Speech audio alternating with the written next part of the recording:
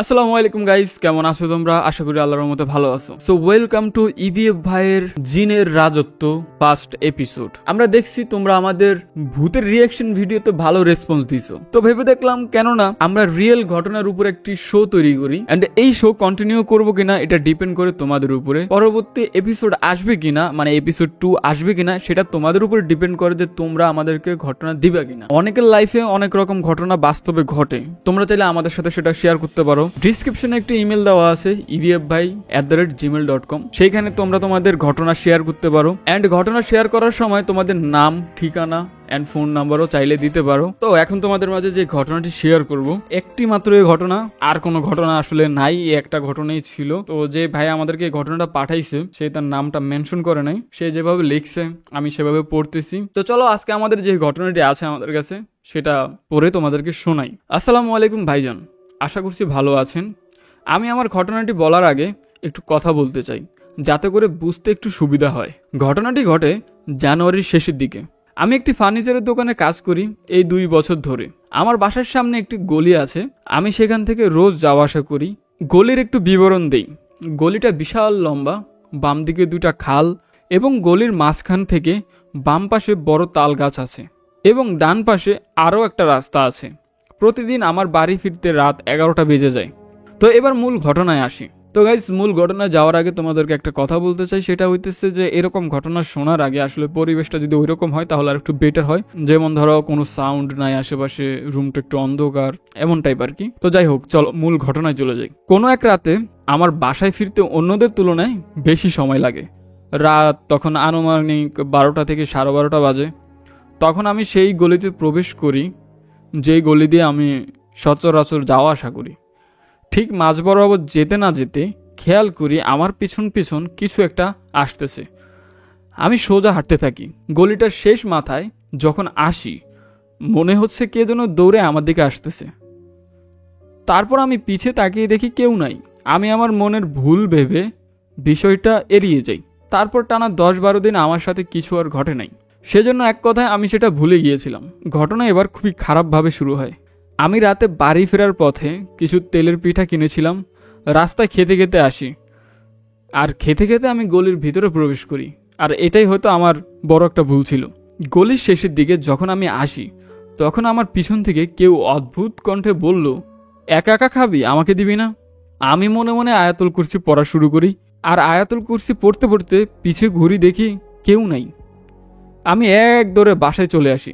শ্বাস নিতে কষ্ট হচ্ছিল, কিন্তু কাউকে কিছু তখন বলি নাই।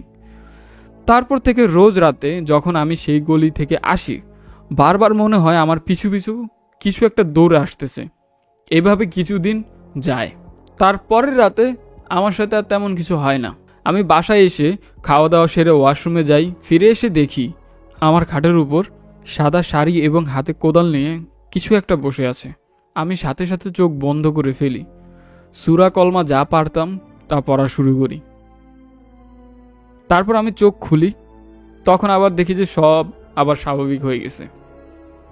আমার মা বাবা বারান্দায় ঘুমিয়েছিল। আমি তখন আর কাউকে কিছু বলি নাই, ভাবলাম সকালে বলবো। পরের দিন সকালে ঘুম থেকে উঠেই তাড়াহুড়ো করে কাজে চলে যাই।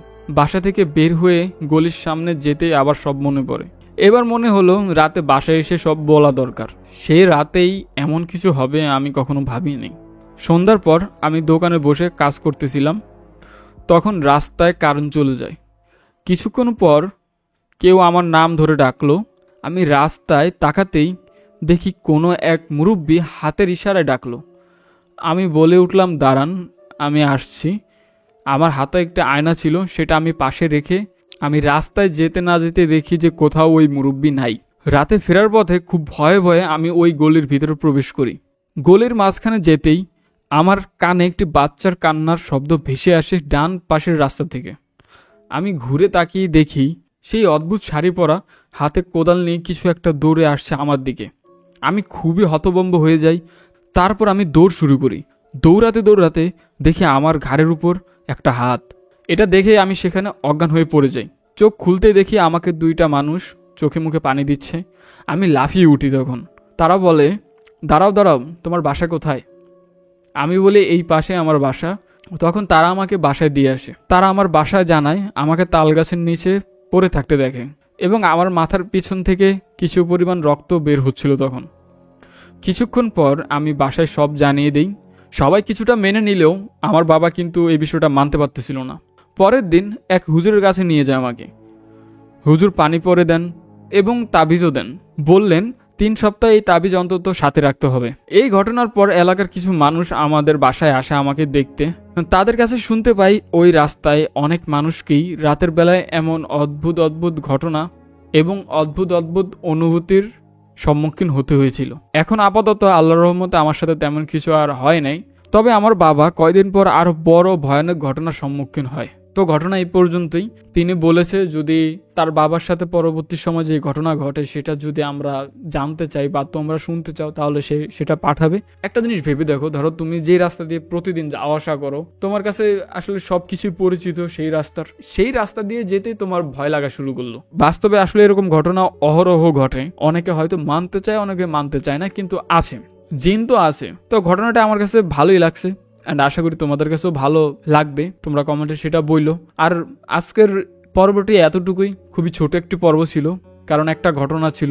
যদি আরো বড় পর্ব চাও তাহলে আমাদেরকে ঘটনা তোমরা পাঠাও। আর বললাম তো কিভাবে ঘটনা পাঠাইবা, ডিসক্রিপশনে একটা মেল দেওয়া আছে ebfbhai@gmail.com। ওই মেলে তোমরা মেল করতে পারো। আর কেউ যদি লিখে না পাঠাইতে পারো তাহলে অডিও রেকর্ডিং এর মাধ্যমে পাঠাইতে পারো। আর চেষ্টা করবা রেকর্ডিং এর সময় আশেপাশ থেকে যেন আলাদা কোনো শব্দ না আসে। আর দেখো, এটা যেহেতু নতুন একটা শো আমাদের এই চ্যানেলে, তো যদি ঘটনা না পাই তাহলে এটাই শুরু, এটাই শেষ। জানি না পরবর্তী পর্ব আসবে কিনা, সেটা তোমাদের উপর ডিপেন্ড করে। তো আজকের মতো এখানেই বিদায় নিচ্ছি। ভালো থাকবা, সুস্থ থাকবা, আল্লাহ হাফেজ।